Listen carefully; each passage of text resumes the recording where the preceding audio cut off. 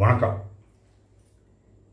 மாண்புமிகு முதல்வர் விஜய் அவர்கள் தேர்தல் நேரத்திலே தேர்தல் வாக்குறுதி கொடுத்தார்கள். ஏதோ ஒரு தைரியத்தில் பேசிட்டார். நம்ம ஜெயிக்கும் போது பார்த்துக்கலாம், எங்கே ஜெயிக்க போகிறோம் அப்படிங்கிற ஒரு அவநம்பிக்கையோட வாக்குகளை அள்ளி வீசிட்டார் தேர்தல் வாக்குறுதியில். ஆனால் அவருக்கே தெரியாமல் ஜெயிச்சிட்டார். இப்போ அதை எப்படி நிறைவேற்ற போகிறோம், எப்படி நடைமுறைப்படுத்த போகிறோன்றது தெரியல அவருக்கு. அது முதல்வர் பதவி ஏற்றுன உடனே சொல்லிட்டு எங்களுக்கு டைம் கொடுங்க, கஜானா காலி பண்ணிட்டு போயிட்டாங்க, கழுவி தொடச்சிட்டு போயிட்டாங்க. அதெல்லாம் அப்பால கதை.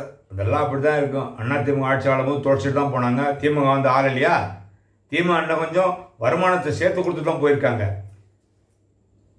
அதுக்கு முன்னாலேயும் திமுக அதிமுக இந்த மாதிரி தான் ஆகும் தான். அதை பற்றிலாம் பேசக்கூடாது, நீங்கள் அதை பற்றி கவலைப்படக்கூடாது.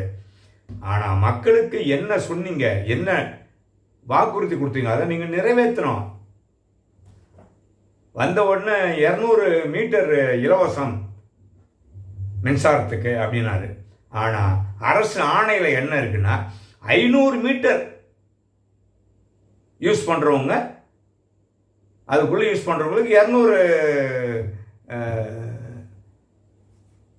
மீட்டர் வந்து உங்களுக்கு இலவசம் அப்படின்ட்டார். இதுலேயே ஒரு பித்தலாட்டமாக போச்சுங்களா?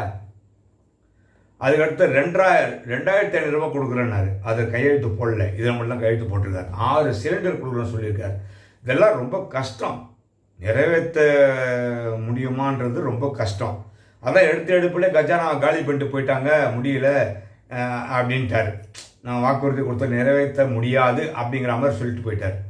ஆனால் எப்படி இருந்தாலும் நீங்கள் சொன்னதை, வாக்குறுதி கொடுத்ததை நீங்கள் நிறைவேற்றணும். திமுக கொடுத்தாங்க, நிறைவேற்றலை. எவ்வளோ நிறைவேற்றலை, ஏற்கனவே ஒரு வீடியோவில் போட்டிருக்கேன். இருந்தாலும் கஞ்சாவை ஒழிப்பேன், இந்த மாதிரி பாலியல் விவகாரத்தை ஒழிப்பேன், கண்டிப்பாக ஒழிப்பேன்னு சொல்லியிருக்கிறீங்க. கண்டிப்பாக நீங்கள் ஒழிக்கணும். ஒழிக்கலை அப்படின்னா நீங்கள் ஒழிச்சிட்டீங்க. இதில் கண்ணும் கருத்துமாக இருந்து தெரிஞ்சவன் தெரியாதவன், அறிந்தவன் அறியாதவன் எவனுக்குமே நீங்கள் பதிவு பண்ணக்கூடாது. காவல்துறை அதிகாரிகளை டைட் பண்ணி எல்லா குற்ற நிகழ்வுகளுக்கும் நடவடிக்கை எடுக்க வைக்கணும். எடுக்க வச்சா மட்டும்தான் நீங்கள் அந்த அரசியலில் ஜெயிக்க முடியும், இந்த மக்கள்கிட்ட நல்ல பேர் எடுக்க முடியும். இல்லைன்னு வச்சுங்க, இந்த மக்கள் என்ன மாதிரி மக்கள் தெரியுங்களா?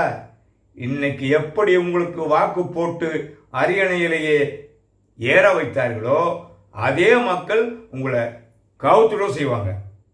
பார்த்துக்குங்க.